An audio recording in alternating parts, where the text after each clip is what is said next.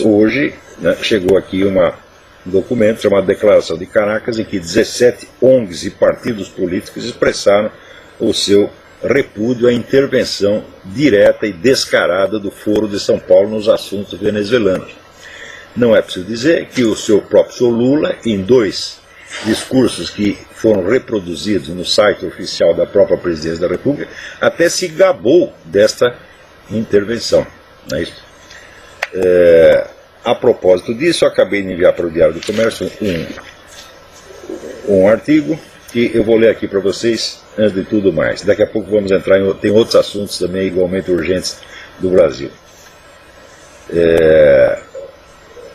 Em recente debate na Globo News, mediado por William Wack, o ex-chanceler Luiz Felipe Lampreia reconheceu que a política externa brasileira, desde o primeiro mandato de Lula, nada tem a ver nem com os interesses do Estado e da nação, nem com o tradicional compromisso democrático, expressão dele, que se abstinha de interferir nos assuntos internos de outras nações.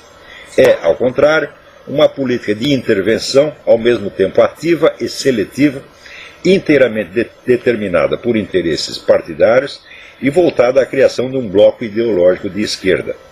O centro condutor dessa política, disse ele, é o Foro de São Paulo.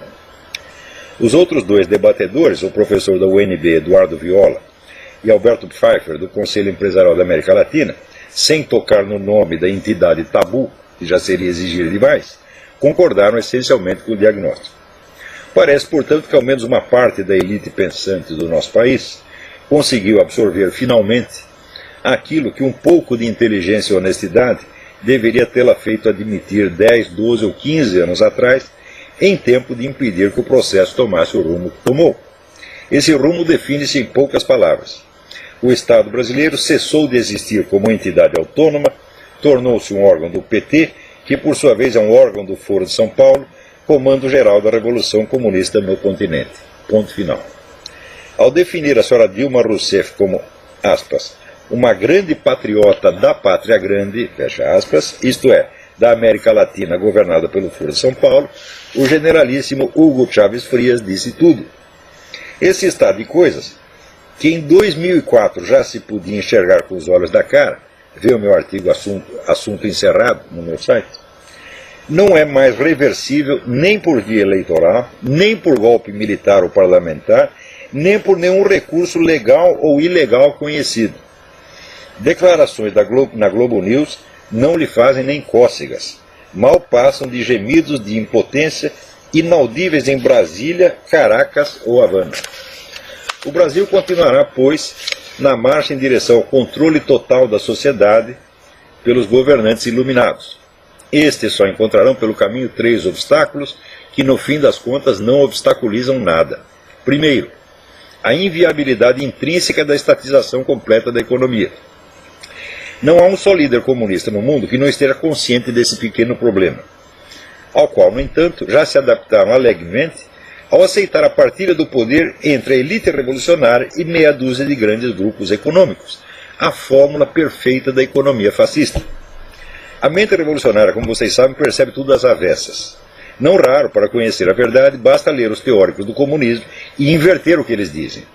Quando, nos anos 30, os luminares da interpretação marxista da história teorizaram que a economia fascista era a salvação in extremis do capitalismo, isso queria dizer, objetivamente, que ela seria, como acabou sendo, a salvação do socialismo, a China que o diga. Segundo, a resistência passiva, ou melhor dito, a preguiça da sociedade em adaptar-se a mudanças culturais forçadas, contra as quais, em compensação, não moverá uma palha. Isso quer dizer apenas que o processo será lento e anestésico, o que o tornará ainda mais possante e irreversível. Não preciso lembrar a teoria da rã na panela, preciso? Não faltarão os clássicos buscadores compulsivos de pretextos consoladores, que tomarão cada nova simulação oficial de normalidade como prova de que tudo vai melhorar no dia seguinte, e assim ajudarão o processo revolucionário a encobrir-se daquela camada de invisibilidade que é, como já ensinava Gramsci, a fórmula mesma do poder invencível. Terceiro, dissensões internas no bloco revolucionário, que serão apaziguadas mediante concessões ora aos radicais, ora aos moderados, alternando a velocidade sem mudar a direção do processo.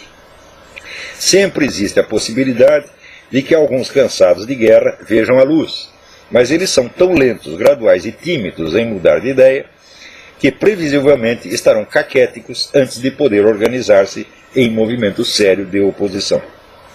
As únicas possibilidades de mudança de rumo são, pois, primeiro, uma intervenção divina. É sempre possível, mas a Igreja Católica praticamente inteira está empenhada em que semelhante desastre não sobrevenha aos queridos filhinhos que ela ajudou a colocar no poder. Das igrejas protestantes, umas descobriram a via petista para a salvação e estão felicíssimas, outras esperneiam e vão contra perigos que não entendem. Já veremos alguma coisa a esse respeito. Segundo, um giro de 180 graus na política externa de Washington, hoje devotada a promover a ascensão da esquerda anti-americana em toda parte. Não sei dizer se isso também é um caso para a providência divina, ou se a iniciativa humana do Tea Party e dos Birthers ainda conta para alguma coisa.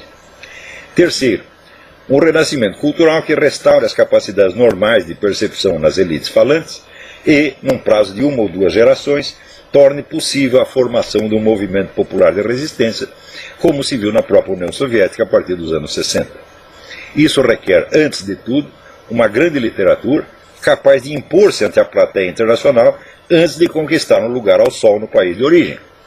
Quando o Brasil tiver os equivalentes de Alexander Solzhenitsyn, Osip Mandelstam, Vassili Grossman, Vladimir Bukovsky, Alexander Zinoviev e similares, talvez seja possível começar a sonhar com um futuro menos deprimente.